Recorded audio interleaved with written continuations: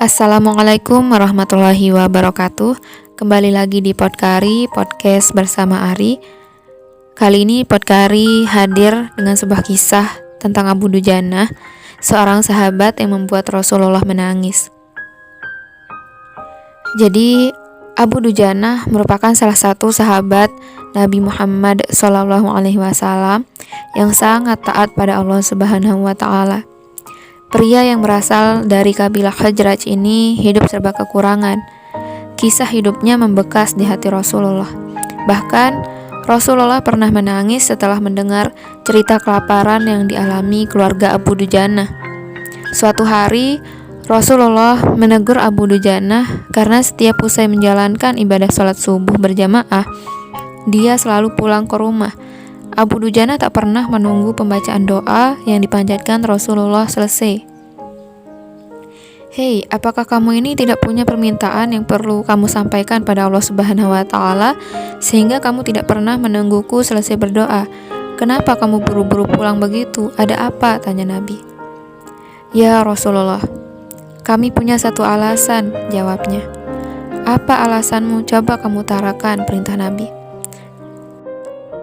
Begini, rumah kami berdampingan persis dengan rumah seorang laki-laki. Nah, di atas pekarangan rumah milik tetangga kami ini terdapat satu pohon kurma menjulang. Dahannya menjuntai ke rumah kami. Setiap kali ada angin bertiup di malam hari, kurma-kurma tetanggaku tersebut saling berjatuhan mendarat di rumah kami, kata Abu Dujanah mulai bercerita. Ya Rasul, kami keluarga orang yang tak berpunya. Anakku sering kelaparan, kurang makan. Saat anak-anak kami bangun, apapun yang didapat mereka makan. Oleh karena itu, setelah selesai sholat, kami bergegas segera pulang sebelum anak-anak kami tersebut terbangun dari tidurnya.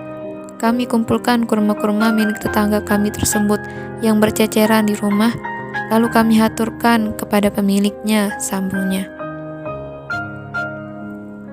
Abu Dujanah melanjutkan, suatu saat dia terlambat pulang ke rumah. Anaknya terbangun dan menemukan kurma tetangga yang jatuh dari pohonnya. Tak menunggu lama, sang anak langsung memakan kurma tersebut.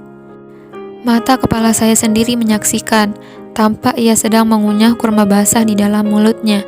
Ia habis memungut kurma yang telah jatuh di rumah kami semalam. Mengetahui itu, lalu jari-jari tangan kami masukkan ke mulut anakku itu. Kami keluarkan apapun yang ada di sana, jelasnya.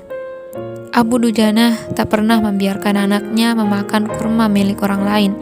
Dia tak ingin makanan haram itu menyebabkan keluarganya mendapat siksaan pedih di akhirat kelak. Kami katakan, nak, janganlah kau mempermalukan ayahmu ini di akhirat kelak. Anakku menangis, kedua pasang kelopak matanya mengalirkan air karena sangat kelaparan. Wahai baginda Nabi, kami katakan kembali kepada anakku itu, hingga nyawamu lepas pun aku tidak akan rela meninggalkan harta haram dalam perutmu. Seluruh isi perut yang haram itu akan aku keluarkan dan akan aku kembalikan bersama kurma-kurma yang lain kepada pemiliknya yang berhak. Pandangan mata Rasulullah langsung berkaca-kaca mendengar pengakuan Abu Dujanah. Butiran air mata mulianya berderai begitu deras. Rasulullah mulai mencari tahu siapa sebenarnya pemilik pohon kurma yang dimaksud Abu Dujanah. Abu Dujanah pun menjelaskan, pohon kurma tersebut milik seorang laki-laki munafik. Tanpa basa-basi, Nabi Muhammad SAW mengundang pemilik pohon kurma. Rasulullah menawar pohon kurma dengan harga yang sangat tinggi. Bisakah tidak jika aku minta kamu menjual pohon kurma yang kamu miliki itu? Aku akan membelinya dengan 10 kali lipat dari pohon kurma itu sendiri. Pohonnya terbuat dari batu zamrud berwarna biru, disirami dengan emas merah, tangkainya dari mutiaran putih. Di situ tersedia bidadari yang cantik jelita sesuai dengan hitungan buah kurma yang ada, kata Rasulullah.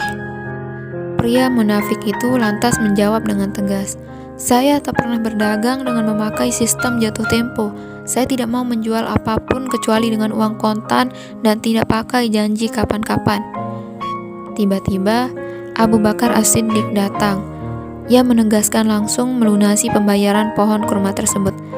Ya sudah, Aku beli dengan 10 kali lipat dari tumbuhan kurma milik Pak Fulan yang varietasnya tidak ada di kota ini. Lebih bagus jenisnya, ujar Abu Bakar. Pria munafik terlihat sangat kegirangan. Dia akhirnya menyerahkan pohon kurma secara simbolis kepada Abu Bakar. Selanjutnya Abu Bakar menyerahkan pohon kurma kepada Abu Dujana. Rasulullah kemudian bersabda, "Hai Abu Bakar, aku yang menanggung gantinya untukmu." Mendengar sabda Nabi ini, Abu Bakar bergembira bukan main. Begitu pula Abu Dujana. Sedangkan si munafik berlalu.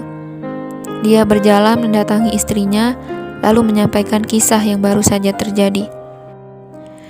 "Aku telah mendapat untung banyak hari ini. Aku dapat 10 pohon kurma yang lebih bagus. Padahal kurma yang aku jual itu masih tetap berada di pekarangan rumahku. Aku tetap yang akan memakannya lebih dahulu, dan buah-buahnya pun tidak akan pernah aku berikan kepada tetangga kita sedikit pun," ucapnya. Malamnya, si munafik tertidur pulas. Keesokan harinya dia bangun dan melihat pohon kurma sudah berpindah posisi. Kini berdiri di atas tanah milik Abu Dujana. Seolah-olah tak pernah sekalipun tampak pohon tersebut tumbuh di atas tanah si munafik. Tempat asal pohon itu tumbuh rata dengan tanah. Dia keheranan tiada tara.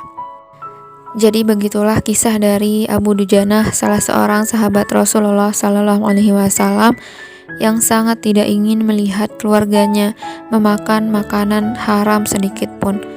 Semoga dari kisah ini kita bisa mengambil pelajaran dan bisa menerapkannya dalam kehidupan kita sehari-hari. Itu saja Podkari untuk kali ini. Semoga kita bisa jumpa lagi di Podkari selanjutnya. Sekian, wassalamualaikum warahmatullahi wabarakatuh.